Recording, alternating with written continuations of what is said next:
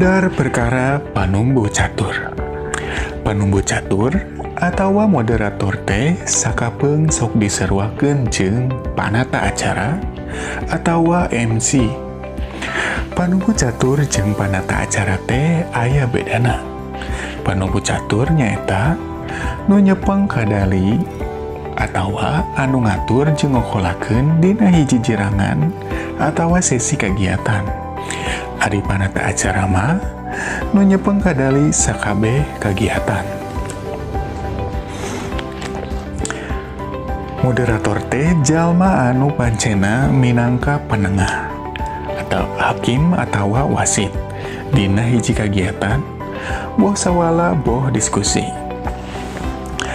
Moderator anu ngarahkeun diskusi ngeunaan hiji perkara. Dina lumangsungna acara diskusi, panumbu catur kudu boga sikap netral, objektif, atawa teu mihak ka salah sahiji pihak. Upama aya konflik di tengah-tengah lumangsungna acara, panumbu catur kudu bisa jadi panengah. Samemeh perlu ngalaksanakeun pancen jadi panumbu catur, aya sawatara lengkah anu kudu dipilampah di antarana. Hiji, ngawasa pasoalan nuluyu jeung jejer tema acara. Tuluy nyusun kalimah panganter samemeh mere kasempetan kapang jejer. Hadena mah urang geus maca heula makalah atawa materi dina wangun slide dina PowerPoint ti unggal narasumber. 2. Mika nyaho kaayaan jeung kasang tukang pamiarsa pikeun milih diksi atawa kekecapan anu merenah. 3. Mika nyaho kalungguhan pangjejer atawa narasumber. Kukituna bisa leuwih teleb ngaguar perkara materi nu didadarkeun. Tangtuna moal nepi ka salah dina nepikeun pananya.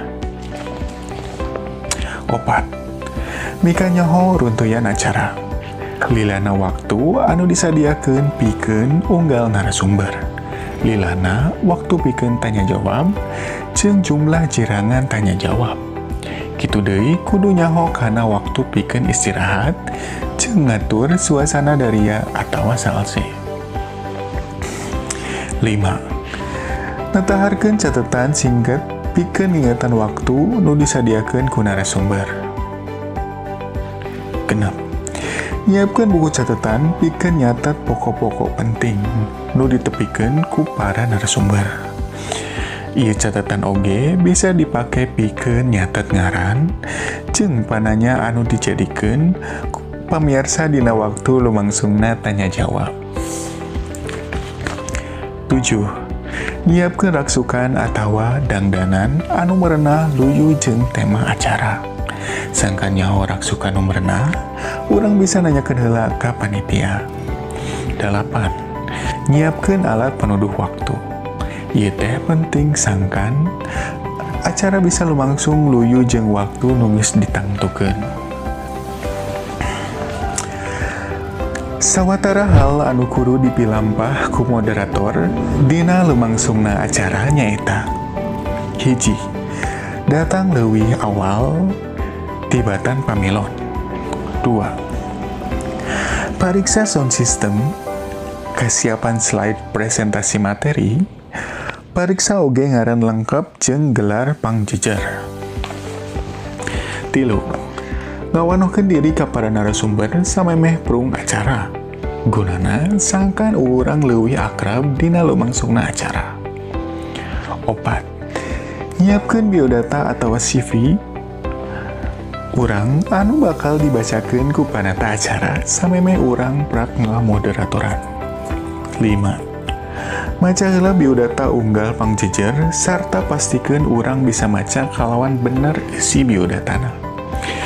Tanyakeun ka pangjejer upama aya bagian tina biodata anu henteu pati jelas. Maham pancen panumbu catur. Prak-prakan jadi panumbu catur teh kabagi jadi sababaraha bagian anu strukturna umum.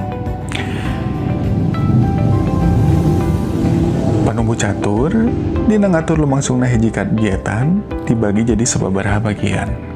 Anu kahiji, bubuka. Tugas mimiti panumbu catur teh nyaeta buka lumangsungna presentasi, diskusi, seminar, loka karya, atawa debat. Eusina biasana ngucapkeun salam, ngedalkeun rasa syukur, jeung panuhun pikeun kasambetan jadi panumbu catur. 2. Pangwilujeng ka pamilon.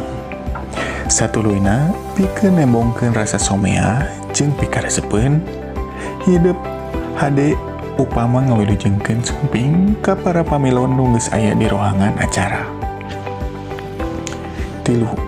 Pedaran singget ka sang tukang jeung tujuan presentasi. Usahakeun sangkan pamilon ngarasa katarik kana materi nu dipedar ku pangjejer. Carana nyaeta nyaritakeun ka sang tukang jeung tujuan presentasina. Panumbu catur ngupayakeun sangkan topik anu dipedar teh saolah-olah hal anu penting, aktual, sarta raket jeung kahirupan sapopoe pamilon. 4. Wanohkeun pangjejer jeung topik presentasina.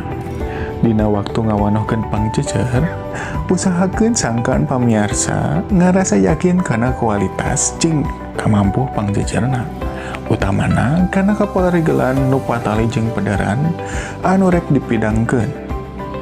5. Nangtukeun waktu jeung aturan diskusi. Waktu nu diatur teh ngawengku waktu pedaran jeung dina jirangan tanya jawab. Kaasup oge jumlah waktu jeung lobana jirangan anu dirarancang. 6. Mere waktu pangjejer pikeun medar materina. Dina ieu bagian, pangjejer dibere lolongkrang waktu anu geus ditangtukeun samemehna. 7. Ngarangkum eusi pedaran. Carana nyaeta nuliskeun pokok-pokok utama anu dipedar. Teu kudu panjang teuing, tapi intina bae. Panumbu catur bisa macakeun deui pokok-pokok pedaran anu geus ditepikeun. Bisa dicindekeun, tapi bisa oge henteu. Kumantung keperluan bae. Nu tangtuna ieu teh diperlukeun pikeun narik pamilon sangka nanya. 8. Ngaturkeun pamilon pikeun nanya. Biasana sesi diskusi atau tanya jawab teh dibagi jadi sababaraha jirangan. Unggal jirangan dibere kesempatan pikeun 3 urang nu nanya. 8. Panuhun ka pangjejer jeung pamiarsa. Tepikeun kalawan ikhlas jeung somea. Komo mun dibarengan ku imut jeung pasemon nu hegar. 10. Mungkas acara.